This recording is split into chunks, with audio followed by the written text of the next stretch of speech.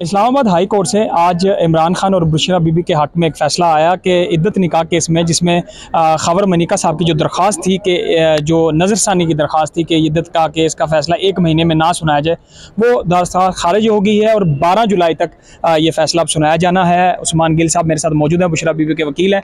क्या देख रहे हैं, ये एक बड़ी डेवलपमेंट है, मरकज़ी अपीलों में आपको रिलीफ मिलता दिखाई दे रहा है? देखिए, इस केस में हम पहले दिन से कह रहे हैं, इस केस में कुछ भी नहीं है, पॉलिटिकली मोटिवेटेड केस है।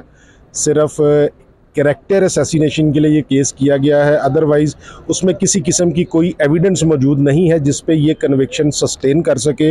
और आप कंडक्ट ऑफ प्रोसिक्यूशन और कंप्लेनेंट का अगर देखेंगे तो वो भी इसीलिए इस केस के फ़ैसले से और इसमें दलाइल देने से भाग रहे हैं। उनको भी फ़ैसला अपने ख़िलाफ़ आता हुआ नज़र आ रहा है। उसकी वजह ये है कि पहले 4 माह में शाहरुख अर्जुमन साहब के पास जो दलाइल मुकम्मल हुए अपीलों पे, और जिस दिन केस का फ़ैसला होना था उसी दिन वो एक एपिसोड क्रिएट किया गया कंप्लेनेंट खबर फरीद मनिका की तरफ से, और इस केस को ट्रांसफ़र किया गया जब दोनों तरफ से हतमी दलाइल मुकम्मल हो चुके थे और केस फ़ैसले के लिए फ़िक्स था।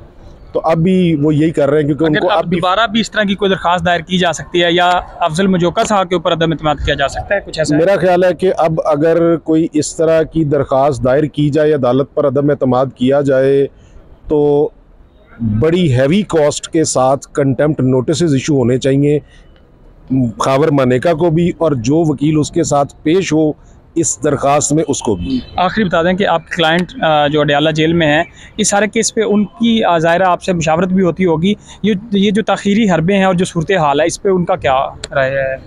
देखिए, ये चूँकि पॉलिटिकल विक्टिमाइजेशन है और पिछले 2 साल से ये चल रही है, तो वो क्लाइंट देखें हमारे पढ़े लिखे हैं, इमरान खान साहब भी, बुशरा इमरान खान साहब भी, वो इन सारी चीज़ों को समझते हैं, अंडरस्टैंड करते हैं, और वो इससे भी ज़्यादा बर्दाश्त करने के लिए तैयार हैं, but they are not ready to compromise their principles. लोगों ने बड़ा इंतज़ार किया, 12 जुलाई का फैसला हो जाएगा इस केस का?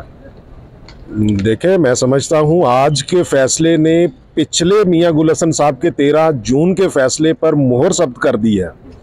तो अब no way, there is no way कि ये 12 जुलाई से आगे जा ही नहीं सकता। अगर जाएगा तो फिर ये इस्लामाबाद हाई कोर्ट की कंटेम्प्ट होगी, अगर जज साहब करेंगे या कोई भी पार्टी करेगी केस में से, तो ये it amounts to contempt of Islamabad high.